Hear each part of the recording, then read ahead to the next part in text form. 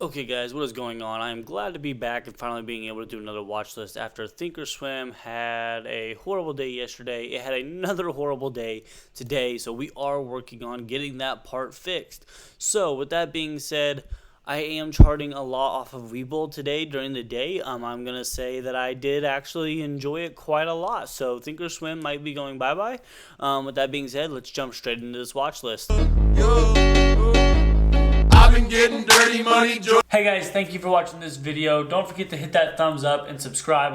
I'm putting out at least one video a week, giving you guys absolutely free content that's going to help you guys, whether it's long term, short term, just in finance and everything like that. So with that being said, let's jump back to the video.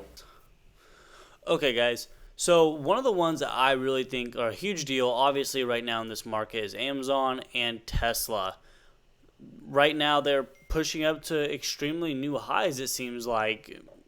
Yes, there are two red candles here on this 4-hour chart, I'm aware, but again, this morning they hit a high 1330 or 1939. They're almost to $2,000, guys, and they're getting ready to do a stock split. Hype is a real thing in this stock market right now. I absolutely understand if you're not buying Tesla, because I'm not buying Tesla. I have been buying options to day trade on this, but I am not actually buying the stock Tesla. And I feel a lot safer, to be honest with you, buying the options and flipping the options than I am buying the actual stock right now. With that being said, Amazon is over here finally doing exactly what I said today. If you guys are in my chat, you guys actually saw that I alerted that Amazon's really going to either have to break this resistance. Now it's going to become support, but this resistance that it's had multiple times, it didn't even make it here last time, in order to get past this. Now this is going to be some resistance up here again, where it's almost two. It might be after hours. Yeah, we've broken a little bit after hours, it looks like. But again, this needs to keep going. A lot of people are saying, is the music going to stop? Basically meaning that, is the market in 2021 going to be rough, guys? Because we're over 6 months into this year. It's not been the prettiest year whatsoever, but, what are we looking for? And I think we're looking for consistency, and the stock market's given us quite a bit of consistency. There's been a lot of hype around it. There's been a lot to talk about this year, which is absolutely no problem whatsoever. That's okay. It gives me plenty to do, and it's made me a lot of money, so I'm not going to complain. With that being said, I do think Amazon, I am still holding Amazon stock. You guys know this. I've been holding it for 3 or 4 months now. Again, I bought it pretty much at the bottom, within like $20 off the bottom, and I was very, very happy with that entry. I've made a lot of money off of it. I did sell a few shares, not very many, to free up some capital for myself in order to do a couple of other things that I wanted to do, including moving. So with that being said, Amazon is one that I am watching. SPY is the one that I think is going to surprise people. You guys got to. But SPY, when you see these two move, you will actually be able to watch, and especially with Apple as well, you'll be able to see SPY be able to move with it. And that's a huge, huge part of being able to trade and knowing what directions we're going.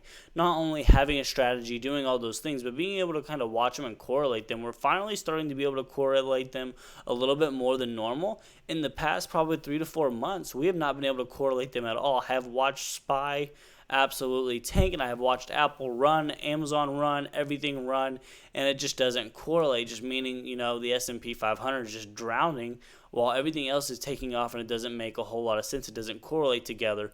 So making sense in the market right now isn't always the best thing to say and to do. What does make sense, though, is sticking to your strategy, making sure you know what you're doing when you're playing these plays, and absolutely being smart with your money. I think that's something that most people don't realize, is you can actually be smart in this market. So again, ones that I'm not even looking at swing trades right now. Today was an absolutely fantastic day. I know we talked about the Roku puts. I do believe that the Roku puts will still come, but with this being said, it wasn't today.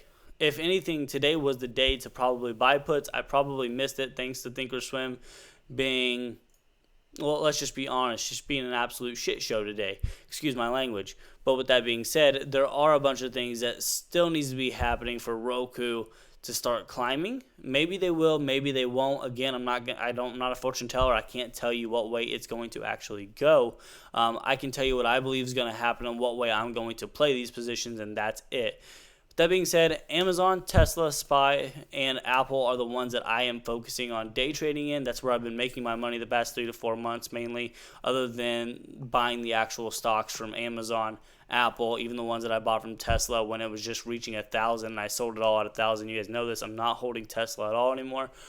With that being said, though, guys, that's kind of what I'm looking out for tomorrow. Not really looking to enter any swing trades unless Roku gives me an opportunity and really kind of tops out for me and allows me to buy some puts. So with that being said, guys, thank you guys all for watching, and I look forward to seeing you guys tomorrow.